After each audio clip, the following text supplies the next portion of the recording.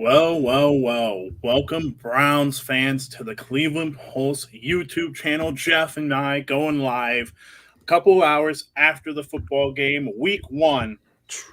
Your Cleveland Browns won against the Carolina Panthers and Baker Mayfield 26-24. The first time since 2004 the Cleveland Browns have won in week one. What a game. A lot to talk about here. We're going to take it a little slow. Obviously, we're going live for the first time in a long time, especially since the Brown season last season.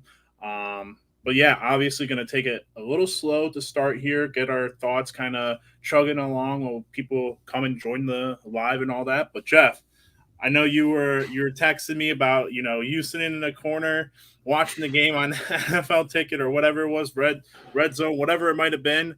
What a game! What a game! Oh my gosh. Honestly, the Browns fan in me, Really thought we were Cade, going to lose that. Cade York, that's so facts. The Browns fan in me is being dumb because I'm glad I'm not the coach, because at some point in Carolina's last drive, I was like, when is the strategy to let them score the touchdown? Mm. I knew we had the timeouts, but I was like, I haven't watched football in a while. I was like, we have 3 timeouts, but that's like, if you stop them twice and use it and they get the first down, then we're done. Then the game was over. Yep. So yeah, shout out to the defense for, and I saw this last year, and we're not going to talk about last year a whole lot, but 96% of the plays, shout out to the defense. The other 4% of the plays, total joke. Suckers, wake the hell up, Joe Woods. You've had a full off season and 2 with these guys. Let's not blame Joe Woods on this. Okay, we're definitely not blaming Joe Woods on this one. But tell me, all right, we're gonna get to that, but I'm not blaming Joe Woods for the game. I'm blaming one player. But are we in zone there? You know the play Yes. I'm talking about. You know the play. I know the 2 plays you're talking about.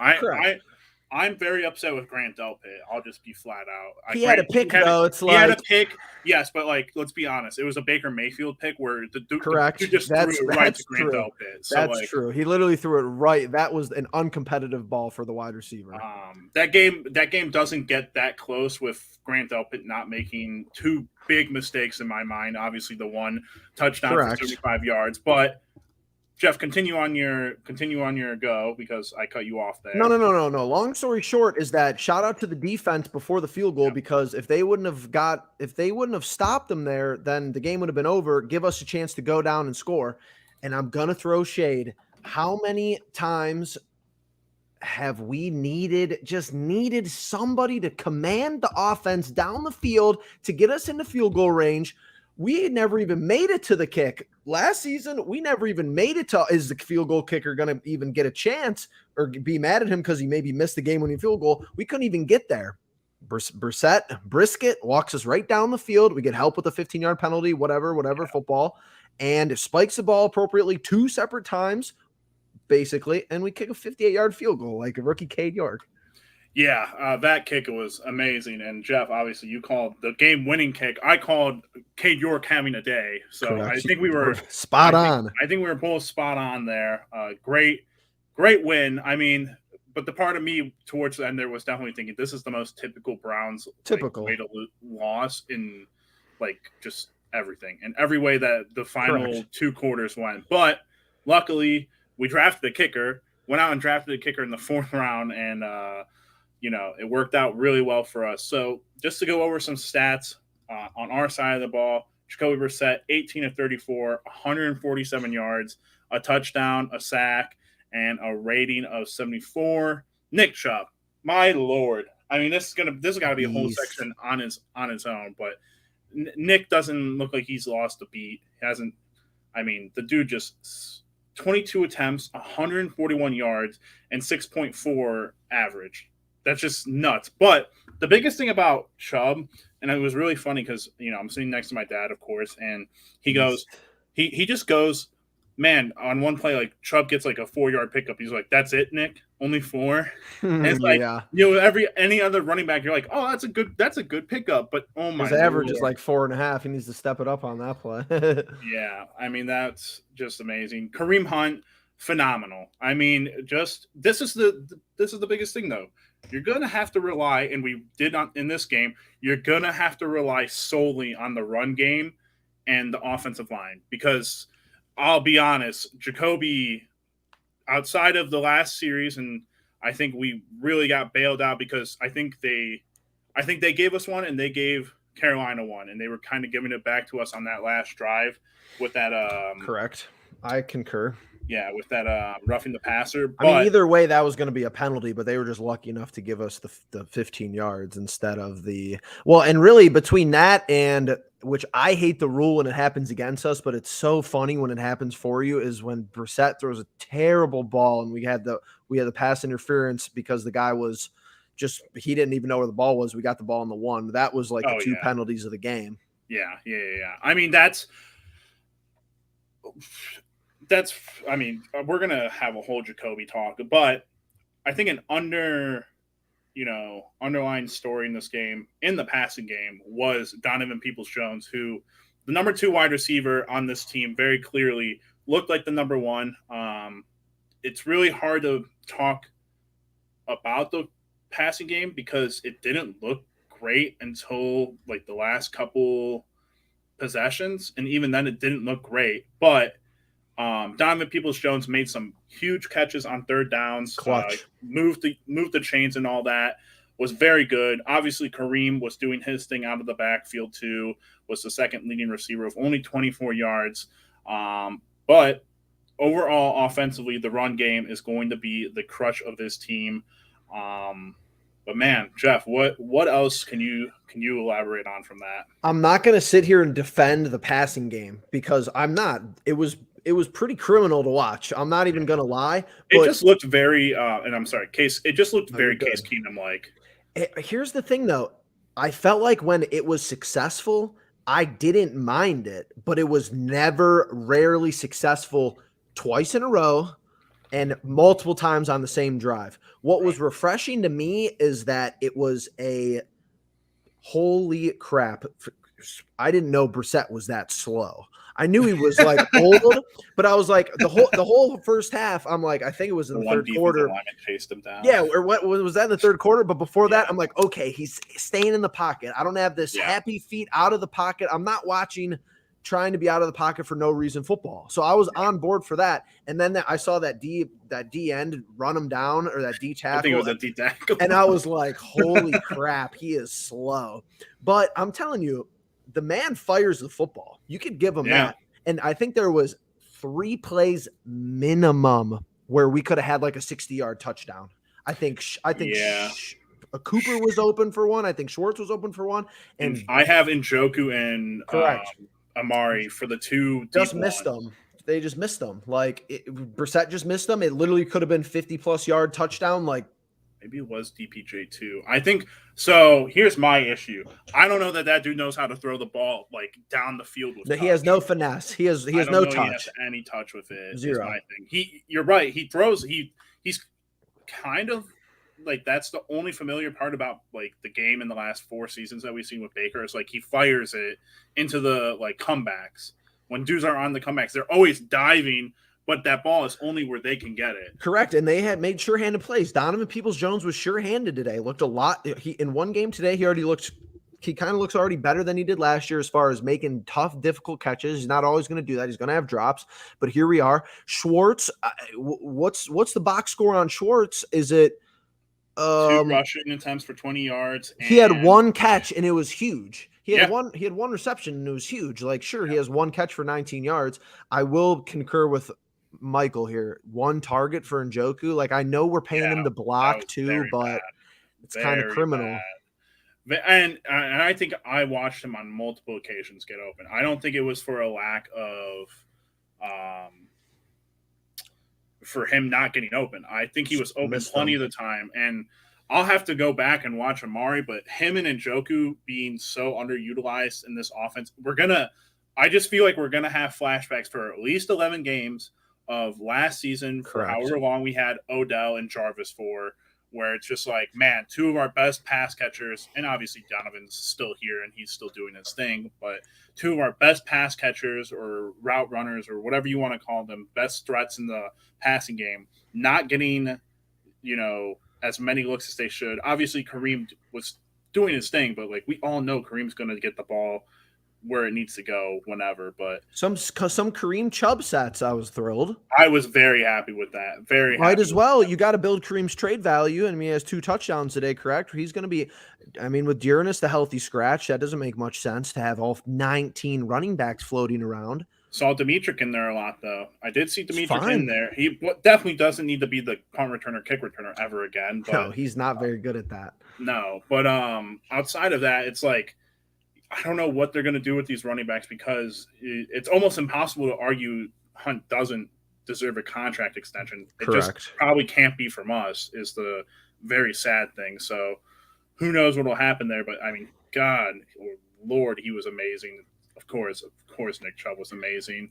Offensive line, again, phenomenal. Looked great. Honestly, yeah. I thought it looked great. Hudson, no issues really.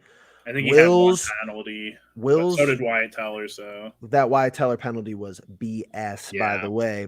Wills looked fine, and I'm gonna pound the table because I'm gonna get into minor negatives. But overall, you win the game with Brisket, and you win the first week 1 opener on the road since the '90s. So you can't complain. You can complain about the little stuff, but overall, you're 1-0, and that sets up the whole season. Let's not get ahead of ourselves, but that sets up the whole season. You got a lackluster opponent next week, however you want to slice it. I'm sure that game's not going to be easy. I'll put my hand out there now that that's not going to be easy. If it's easy, call me wrong. If we win by 30, fine. I'm thinking it's not going to be easy with the way our offense attempts to move the ball at some points. But now you're 1-0 with the chance to go 2-0. That's the whole part of the season right there for you. You got one game out of the way without Watson. Just get another game out of the way next week. Perfect.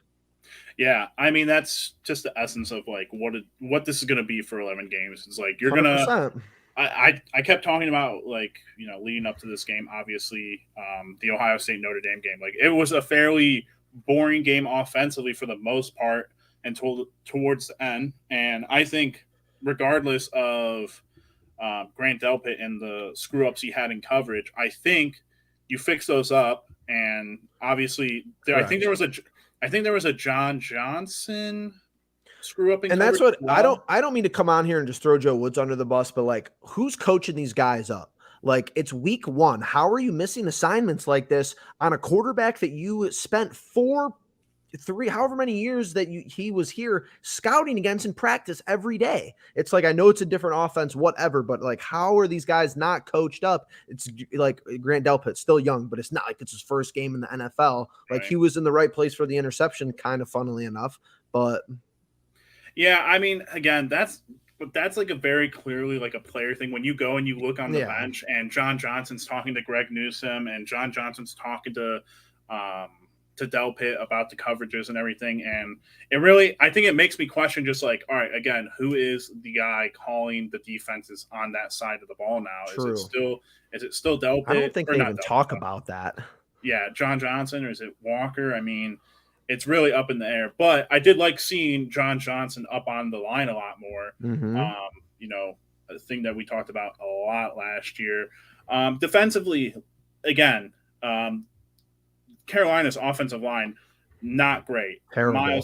Miles obviously with 2 sacks. John Johnson getting a half a sack. Clowney getting a half a sack. Ronnie Harrison getting half a sack. And Togiai getting a half a sack. I mean, good day, I think. And I mean, their run – this is the other thing that we'll get into. But the run for Carolina was not going. Terrible. I think that's mainly because Matt Rule is awful. Correct. Mike making that a point too. Matt Rule not helping himself, having his best player get 14 touches. I kept saying until he only had 33 rushing yards. Like that's criminal. I know you don't want to overuse them, but you got to use them to overuse them. Well, there were times that they would run Foreman. And he would run one play and then he would come out. Foreman would get holes, and the problem is Foreman's not Christian McCaffrey. Correct. I watched Christian McCaffrey save a play and get like a 20-yard scamper out of it. 3 or 4 missed tackles. I was losing it. That it was like 3rd and 7, 3rd and 8. And that play we could have tackled him 3 or 4 times. I'm like, this is terrible. Yeah, the Panthers, they'll be looking for a new head coach this year. I very much believe that fact, unless somehow, they turn that second half into their And quarterly basis. As far as they go, let's just get them out of the way crisply. Like that division is, I mean, that division's whatever. Like you should pick up some wins against like Atlanta. Tom's gonna run through it.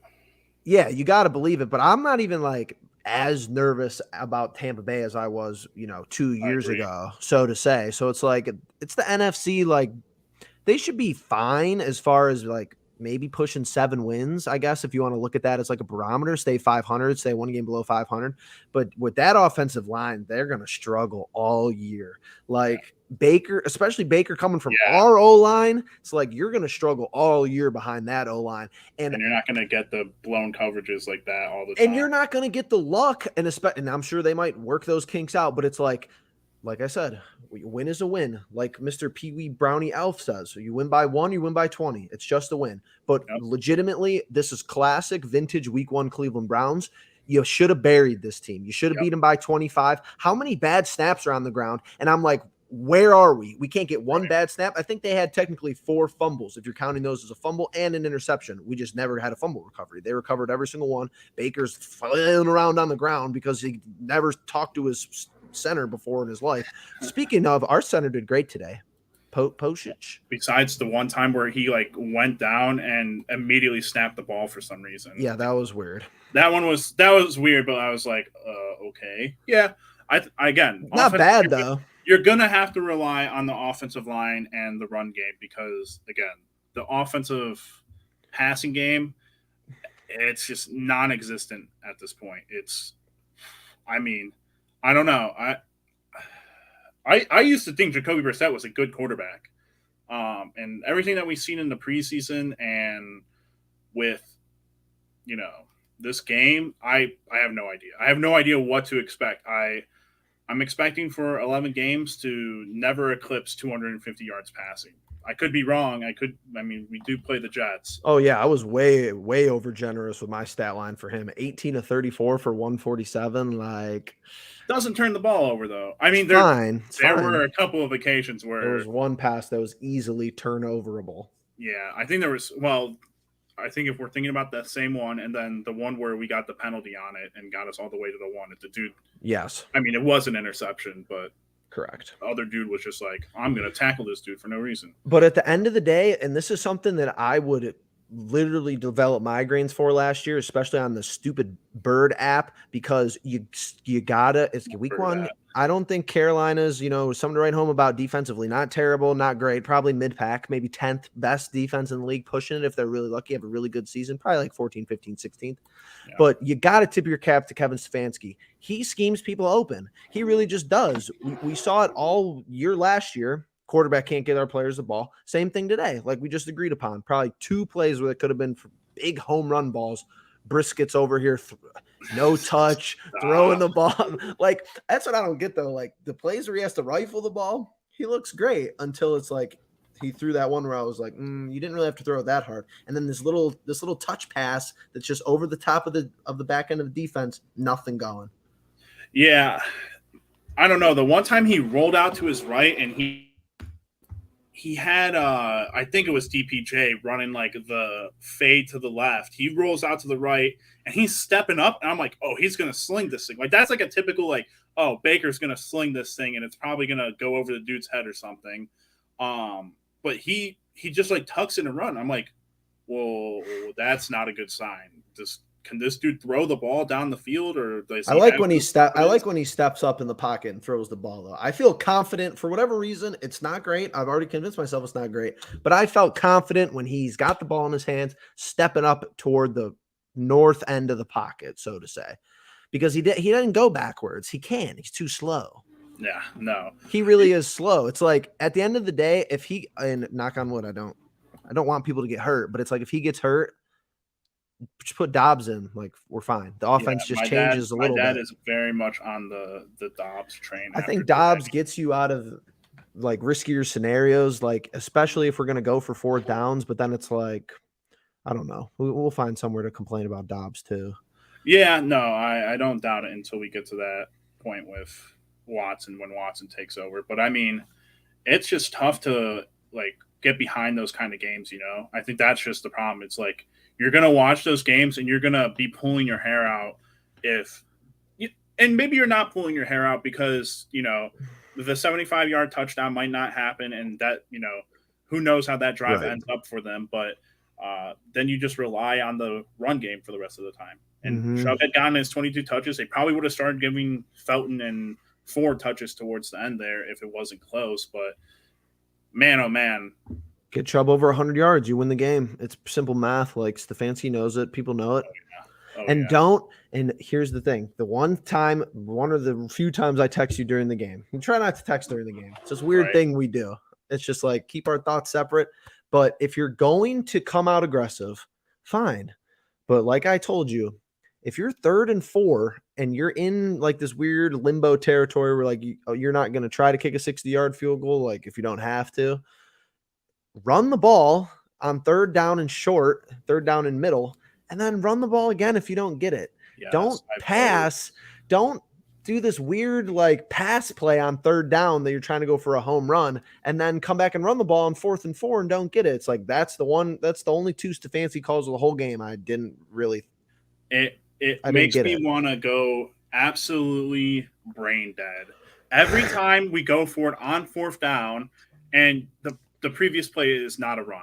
Like if you're going for it on 4th down, because that's a situation where you're like, hey, this is 4 down territory on 3rd down, and you're like, let's throw the ball when we have Nick Chubb and Kareem Hunt. Like, excuse me, why? Like, they're gonna pick up 2 yards. It's Kareem Hunt and Nick Chubb with our offense. Correct. But the other part of that 4th down thing is like, I'm glad it happened so early on because I was so convinced that he was going to do this all year long again, where he was going to go for it on 4th downs and I was going to lose it because we weren't going to pick it up. And now we have a kid who can hit it from almost 60 yards. You better be trotting him out there. Yeah. You'll get booed. I can guarantee he would get booed. If we lose a game to the Jets because we go for it on 4th down and 30 plus yards towards their side of the field, I guarantee you Kevin will get boos for that.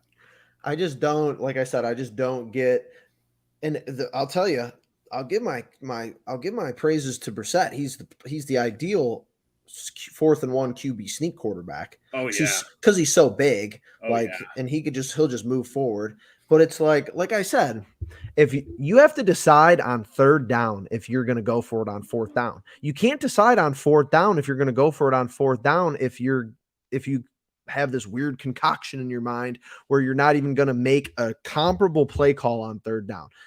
Those 2 play sequences were horrid. The rest of the game, I have no beef with. I have no issues with whatsoever. Like I said, just like the defense, 96%, 97% of the play calls, perfect. But it's like you're 3rd and 4. You go try over the top. Who was that to? Amari. He was open, granted, but it's still principle. I'm still going to complain. He was open, but Brissett doesn't make the throw. Then you run the ball in 4th and 4, don't get it.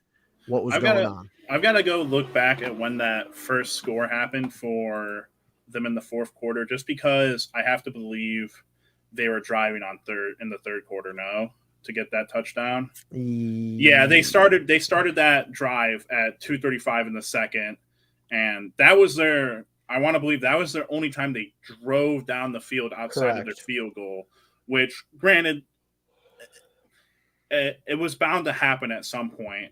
We all know that Baker is a first half liability and a second half potential boom or nothing guy. It's kind of always been that way. And their offense just sucks. Like they don't have the weapons they think they do, and the weapons they do have they don't use. Like all these quick passes, the Robbie Anderson, DJ Moore, like they're good. I don't know about that. I think they have the offensive weapons. Not like that though. I don't know what's the snap and get rid of the ball with Baker real quick. Like I don't like that. I don't like it either. But the problem is you have, to be fair to them, they went up against our DB room. Oh which yeah, I think we talked about. Fuck. I will say he wasn't as bad as what I thought he was going to be, Emerson, but he's our enforcer. I can already tell he's going to irk me all season long. He's gonna get penalties by playing his style, but I'm fine if he's the only person that does that. If we got Ronnie Harrison taking people's blocks off and getting 15-yard penalties and John Johnson's coming in late, then we have issues. But Emerson is gonna literally shake you down at the line. He might slap you across the face and you might get a penalty. But that penalty he had, I was actually okay with that penalty. He was physical with the guy. I think it was just because there was a jersey pull. I think if there was no visible jersey pull, I think they would have let him get away with it. But I thought it was weird. I thought they interlocked hands for a second, like they were holding hands together. Be the physical guy. You're going to face physical wide receivers, tight ends, etc. in the AFC North. You're going to face Mark Andrews. You're going to face these wide receivers in Pittsburgh. Claypool. He's the Claypool stopper. Yeah. See ya, go over there. Bye. Claypool, slow, just big, tall, Notre Dame looking dude. Bye. You're going over there. We'll put Denzel on freaking Deontay Johnson and we'll be fine. Did you ever hear Denzel's name? He did not look at Denzel the whole game, did he? He's nervous. He didn't go towards Denzel at all. Correct, I don't think Denzel did a damn thing all day outside of probably perfect coverage. Him and Newsome were great. They were always great. Delpit. Did Jerome Ford return a kick? Did I miss a kickoff? I didn't notice that. I didn't notice that Jerome was. I didn't notice that either. Should probably try him at punt returns. Like, who's our tackle leaders? John Johnson and Martin Emerson. Yeah, John Johnson, Martin Emerson. Perfect. Miles, Jeremiah. So, yeah, I mean, our linebackers were, I guess, okay. Walker had, I think, in like one of the first two series had a really nice play, and then I think they let Jacob and Sione play a little bit. But it'll be interesting how different teams with. I think the big thing is we batted the ball down how many times? 4 times. That was one of my favorite parts of the game, just seeing the other side of Baker not being able to see over the line of scrimmage, because I think we had probably 5 deflections, and Clowney might have had 3 or 4 of them. Right. Clowney was – there's going to be another guy that's going to be needing an extension that we're going to have to really mull it over. I don't think we should have to mull it over, but Clowney's looking good. Miles looked – if Miles could win us a whole series, that's fine. Like, he won us a whole set of downs, basically. And he should have had that fumble too. That fumble squirted out from underneath him. That's what I'm saying. Like, how many times was the ball on the ground when they were on offense? It was pissing me off. Yeah, it was one of those times where, like, if it had been the Browns doing that, it would have been their ball. Correct. It would have been going the other way. But obviously, some great. I mean, like we said, great plays on the defensive side of the ball. Man, Greg, Denzel, didn't really see them play that much in terms of they were never targeted almost, and that's something I'm perfectly fine with. I would still like to see Newsome play outside because I don't think he's – I don't know. I don't know how long that's going to work for against certain teams, but you can't always play the nickel against teams that have good running backs and actually know how to utilize them. I think Carolina very much was outcoached this game. We talked about being outcoached. Got Matt Rule to burn a timeout at one point that he didn't need to because we weren't going to actually go for it. But, it's good to see it sometimes. It'll be interesting when you go up against a Mike Tomlin who is able to pull out a game like he did against the Bengals today. Obviously, that one's very hectic to go over. We're not going to really touch that for now. But, again, a lot of these games within the first 11 weeks are going to be about coaching and getting out to early leads. And just take your quarterbacks, put them over here, take your coaches, put them over here. Next week, you got Saleh. Me and you could totally agree that he might be a serviceable, up-and-coming, newer head coach. He ain't there yet. Stefanski, way better. Way better. Probably a bigger gap than this week. Not to get overconfident. And you got another quarterback who ain't knocking your socks off. When we run into a quarterback who's knocking our socks off, we might be in trouble. When we run into a coach who's pushing elite, Mike Tomlin, we might be in trouble. Yeah. Looking at the Pee Wee Brownie Elves, what grade for the defense overall? That's a good question because I'm borderline B+. I was going to say B+. B. Because you take points off of blown coverages that allow them to get back into the game, and that's Easily an A minus outside of even one of the big plays, an A minus, but I could let it slide once, twice. Yeah. B plus. I think defensively, this is what me and Jeff expected. It was going to have to be this way. It was going to have to be the flip side of what last year was, where the offense is going to have to take its time to figure out what they're doing for 11 games with Jacoby Brissett, and the rest of the time, your defense is going to have to win you games, and special teams is going to have to win you games. Now, don't know about punt returning, kick returning. Probably should just fair catch all of those from now on, every time, and just let Cade. I thought Borquez was serviceable. He had that one kickback when I think he needed to have his best punt of the day, and he didn't have his best punt of the day, but he had that one out real close to the goal line, like the 4 or 5. Looks good for a guy I've don't really know who he is. York gets an A plus. The offensive line gets an A. Cade York and Kareem Hunt are your A plus winners for this week. The backs get an A plus. All the backs. Nick Chubb and Hunt get an A plus. It's interesting. My dad made the point. Gets like a C minus. Stop, dude! I can't say his name. Jacoby Brissett. It's interesting because my dad made the point about. It's interesting that Kareem Hunt is probably going to get he's going to get a bag because we'll trade him for pieces. The Browns continue to give him the ball in like goal line situations compared to Nick Chubb. Like they literally lined him up at fullback.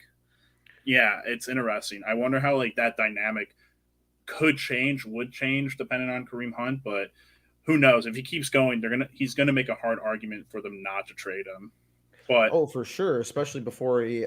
But here's the thing, though, like that kind of seems like a risky proposition to me because what team who sucks like when it comes to decision time is gonna want him, and are we willing to like? Sure, you're gonna lose him in the offseason. Let's just say hypothetically. But like, that's what. Are you going to give him to a division, or are you going to give him to somebody in the AFC like who needs a running back and they're competitive? Yeah. In the AFC, I mean, like that's tough to go through right now. But if Buffalo calls you for a nice package, are you saying yes? Like that's definitely got to be a no because that's the one team in the league where you're like they're already pretty set everywhere else except for running back. Correct. You give them, just pay them. Pee Wee, maybe we have a change of heart. Maybe we have the money, don't we? Didn't we end this too much money? Yeah, we ended the offseason with like the most money in the league. Pushing it all, kicking it all down the road to pay Deshaun Watson and company here like next year. That's true. That is true. We got like 30-some plus million cap space though.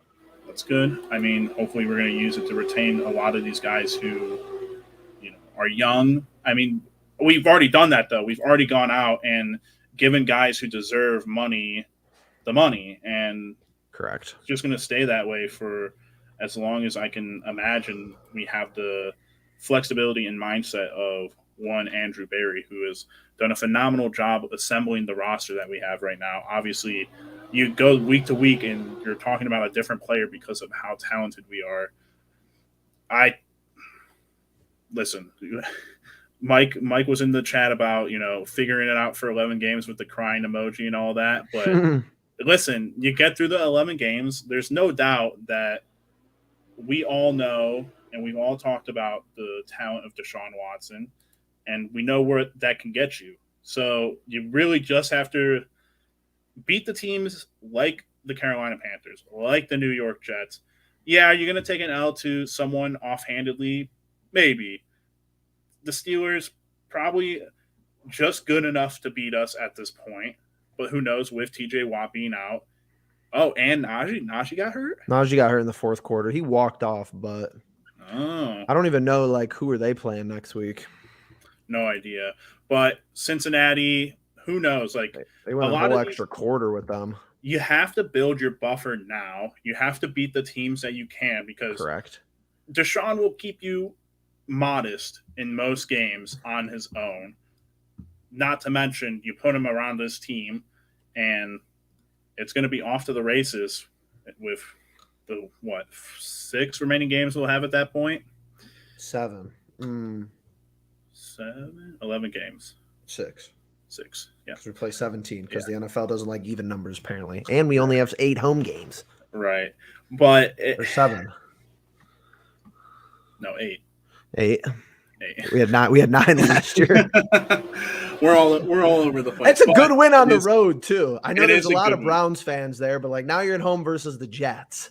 Yeah, it's gonna be a hell of a season, and we're gonna be eyeballing Patriots a lot of teams next week for Pittsburgh. Patriots lost, didn't they? They lost poorly to someone. They're likely to see regression this year because literally all of their cap space is tied up in like these weird skill players who are like super average, couple tight ends, Nelson Aguilar. They lost some offensive line pieces this year from last year. So yeah, that's my 2 cents. No, it's interesting. We threw the ball 34 times, which is a lot, but we ran the ball. You ran the ball between Nick Chubb and Kareem Hunt 33 times, which perfect. Is ideal. You give Nick 20 and you give Kareem 10. Plus 140 yards. We said Chubb with 150 yards. There's really no way we're losing. Yeah, if you get a Nick Chubb 150 ball and you lose that game, you're gonna have some serious questions afterwards. But only other thing that I think we really need to improve on outside of the passing game is just like, man, we got to use those. We got to use those sets with Kareem and Nick Chubb way more. Like, correct. It just threw me for a loop that like I saw it so early on, and then it felt like at some points it was like gone and it wasn't being utilized the way I thought. But seeing Demetric Felton be used as the kind of Anthony Schwartz type guy where he comes in motion and does all that. Didn't get to say the rookie's name at all today, David Bell. Yeah, a little disappointed in that, but yeah, I mean, again, the passing game, not fantastic. There are only 2 guys past 20 yards, and one of them is your running back. So it's a tough game to swallow passing wise. I mean, a lot of these guys are just going to be content with being by week basis the top guy. So this week it's Donovan Peoples-Jones. Maybe next week it's Amari, or maybe it's Njoku. Next week I would love to see Njoku utilized in that middle of the field seam. That because just from a small sample size, it was 34 passes, but it's only 1 game. I do really believe Jacoby targets the football better toward the middle of the field. He's not very good thrown to the outside, really at all. Down the sidelines, out toward the sidelines. That was my thing, though. I thought there was a lot of times in the middle of the field, guys were open, and it was just a deeper ball with a little bit of touch, and he was just too afraid to pull the trigger on it. I'm interested. What grade for Stefanski? That's an interesting one. I mean, like early on, I was not fair. A minus for me. A minus. Just because you win it on the road first time since 2004, it's fine.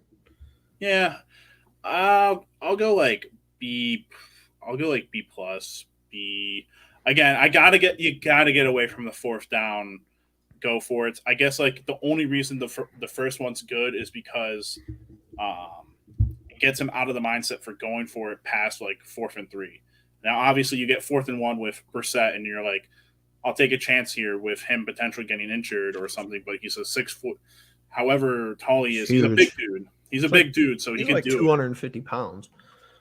Baker threw the ball 19 times in the first half, and we were up 10, and he threw the ball 8 times in the second half and almost made the comeback. Goes to show the less you need him, the better. That's always been the case with him, Mike. The drives that they don't ask him to do very much, he does great. The drives where he like needs to make these like 3rd and 7, 3rd and 8 passes, and maybe there's a penalty. Yeah, and now he's going back to like his year 1 where his offensive line is not very good, and he's gonna have to relearn some things. I mean, that poor guy, poor left tackle, whatever his name was, rookie, that was never gonna be easy, and I don't think they put the tight end on his side too much, but no, man, oh man, was that a sight to see, because I wouldn't want to have to block Myles Garrett as my first NFL debut game. That's no way for sure. But again, week by week basis, you're correct. 1 game down, you're 1-0. They're going to go into this. No injuries by the looks of it, right, Jeff? Didn't seem like Grant Delpit's brain is injured slightly. But besides that, we'll shout him out for the pick. Like you texted me or DM'd me earlier. Obviously, I sent you the injury report. Jack Conklin did not play today. Fine. resting him. Chris Hubbard also did not play today, which was don't get that. I thought he was practicing all week, from what I remember us talking about. But again, I guess you get 2 replacements then, and you got 3/5 of your stellar offensive line. Obviously, you were going to always have a replacement in the middle at center, but James Hudson was a serviceable right tackle last year, and I thought he did a good job this year or this game. And it's just going to have to be that way moving forward. But keeping guys healthy, keeping guys fresh. I like the spread between Nick Chubb and Kareem is near perfect. Maybe a couple more touches for Kareem, but besides that. Use Kareem in the passing game, though, so it's fine. Right. 4 receptions. I mean, he's our second leading pass catcher after DPJ. Yeah, and I think next week, again, defensively, looking ahead just really quickly, the Jets, I believe they're down a couple offensive linemen or at least a tackle. So they are. I think they're down both tackles. Right. Someone's going to have a mismatch between Clowney and Miles. It's going to be the key. It's going to be getting guys like Joe Flacco, who does not move. He's less mobile than Baker. He's least mobile. And all right, Justin, I'm setting a rule. Because this is a unique week 1 circumstance. But after this live, I'm done talking about players who were on the team last year, who aren't on the team this year. But as you mentioned earlier, which had me thinking because I saw a stat line roll across the bottom of the screen, we have all this cap money, and Jarvis goes for 7 receptions for 114 yards today for New Orleans. Yeah. Not a difference maker or not a game changer, but it's like him and Cooper would have been. Yeah, I mean him, Cooper, DPJ and third. DPJ, yeah, you're not but that's it. I'm done. I'm done talking about the past. We're in 2022. We're going to have to talk about Jarvis Landry again at some point this year because we will be going up against New Orleans Saints at some point.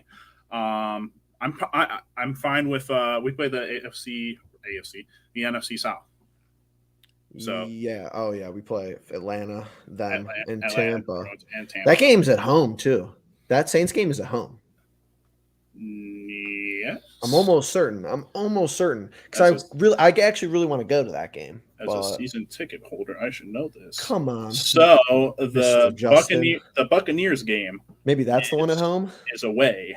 Oh no! The Buccaneers game is at home because Dad's flipping out that his goat is coming to town. And the Saints is at home towards the end of the Atlanta's year, December 24th. I wonder if that's how they always do it. 2 divisional, they give you an NFC division. Obviously, it's 2 road, 2 away because Atlanta's got to be on the road. Yes. Which is fine. I'd rather have it be that case. I'd rather have New Orleans and Tampa Bay at home, even though we almost lost today. Yeah, because I'd love to play in the Dome against the Jets game, Pee Wee Browns. Nice. Jets game is going to – I'm sure – I mean, I was very surprised to hear the the supposed split between Panther fans and Browns fans, knowing that, you don't have your actual starting quarterback there and it's a toss-up game. But very good turnout, supposedly. I am sure after winning week 1 and, going into your home game, 1-0, it's probably going to be bumping for the Jets. 100%. It's going to be weird because that could be a blowout game. Realistically, you have Deshaun Watson. That should be a blowout game. But for sure. But is it going to be, or is it going to be close like this week? Who knows? Get to see my old boy, Garrett Wilson. I'm excited for that game. You get Garrett Wilson. I've always, no beef with Joe Flacco. I think it's cool he's still playing. I still think he's got a little bit left in him. Not enough to get the job done, supposedly. But, it'll be – the Jets are the Jets, and Robert Saleh is what I would think is a good coach. And you think it's a downgrade of weaponry. It really is. They don't have McCaffrey. McCaffrey's better than their whole roster, in theory, if used correctly. And I think their wide receivers are – close to being talented. Throw the ball near 60 times today. I know. 59 attempts. I don't even know who their running back is. Is his shoulder going to be in place next week? Not when Myles Garrett pounds him into the earth. My Lord, I feel bad for Joe Flacco. He's going to be sore as can be right now. But I think a little venting session before we imminently wrap up here. I don't really, and I don't want to speculate, but I don't really know if Miles ever really liked Baker. Did you see on the first sack he had? I feel like the whole defense like dapped him up. Like everybody, they're all doing handshakes. I'm like, guys, the play clock's running. I think the story from last year or 2 years ago about when Miles had the whole incident with Mason Rudolph and Baker called him out. I think that's when it obviously offset, and then obviously like everything. It's always a matter of when you're winning, things are good. When you're losing, things are bad. It's never really going to be that matter of like, hey, if things were different, if last season was the season before, then maybe we're in a whole different conversation right now. Who knows 2 seasons ago? If 2 seasons ago was last season, maybe Baker wasn't even here last season. So, correct. But everything I heard leading up into this is like there was animosity for sure. And how about week like 11 or 12 last year? Because we always theorized that last season, and then like week 12 in a press conference with like Mary Kay or something, John Johnson was like, "Oh yeah, I don't even talk to anybody who's on offense." Like you guys have been playing together for 4 months. Well, here's what I'm gonna say. Here, I'm gonna give a little shout out to because I don't know off the top of my head what their podcast is called, but Sean Crawford and Carl Jones, who Varsity House Pod, they had JOK and Greg Newsom on at one point, I believe, after last season, and obviously Carl Jones, I believe, was some sort of journalism major, or at least he covered the Buffalo Bills at some point, right? For college, I believe, and asked some great questions. They both asked some great questions, and towards the point, they obviously had to ask the question: hey, between Odell, Baker, and everything that was going on last year, what was the locker room experience? What was the feeling between when OBJ left and Baker? And flat out, I recall Greg Newsom saying that, hey, Baker was a great teammate. He took me out when my family was out of town. He would take me out to dinners. He would invite me out to dinners and stuff. And there were, occasions where that happens, but I'm sure that, hey, everyone else has their own individual stories. Maybe that stuff didn't happen with Baker with some of the defensive players, John Johnson, guys like Anthony Walker, who are guys that are established and don't really need to kind of have that kind of bonding session, I suppose. So, but it was like, are you guys even teammates? Like, I never thought about it like that. Like, I guess like you're going to spend most of the time facilities and stuff with your like player position group. So I don't know. I've never been on a 53-man roster, so don't really know how it goes. In the NFL, I mean, like realistically, like to not talk. And again, I guess a lot of that was the COVID stuff because remember they were talking about how like they had the shields and true divided the locker room up. It was weird. A lot of last season was weird, but we're on from that. We're past that now. We're 1-0 in 2022. The Brownies. What is the final score again? 26-24 over the Carolina Panthers. Week 1, first win in Week 1 since 2004 for the Brownies. Jeff, do you have anything else to say before we wrap this up? Cade York, have a day. I know we didn't really talk about him a whole lot, but the kid speaks for himself. I mean, what else to say outside of 4 made field goals? I believe it was 2. Two in the 30s and 1 in the 20s, and then the last one from 58. I mean, my goodness, that man is not going to have to buy a drink in Cleveland, Ohio for a very long time. However, my dad misses one next week. Exactly. Quote from my dad: for an NFL place kicker, you're only as good as your last kick. Correct. McPherson in Cincinnati. I'm sure a lot of people in Cincinnati had the same feeling about him coming into this year, and boy, oh boy, did that switch up quickly. But Jeff, you got nothing else? Cade York, have a day. Me, Cade York, have a day.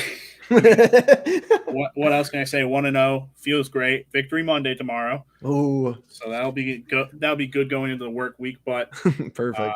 Thank you all for being in here. Thank you all for being in here for about 50 minutes live after the game. Obviously, we want to try to do this a little bit closer, but me and Jeff both got lives. We both got things to do, so we'll try to be on here every time after the game. Obviously, I'm going to go to the games as a season ticket holder, so it'll happen. We'll do these recaps, whether it's a live or it's a video for the upload. It'll happen. But either way, if you guys are here, please make sure you are subscribing, liking, leaving a comment. We do appreciate all of it. We want to hear your thoughts. We want to hear what you guys have to think about 1-0 in the 2022 season. And with that all being said, we'll catch you in the next one. Peace.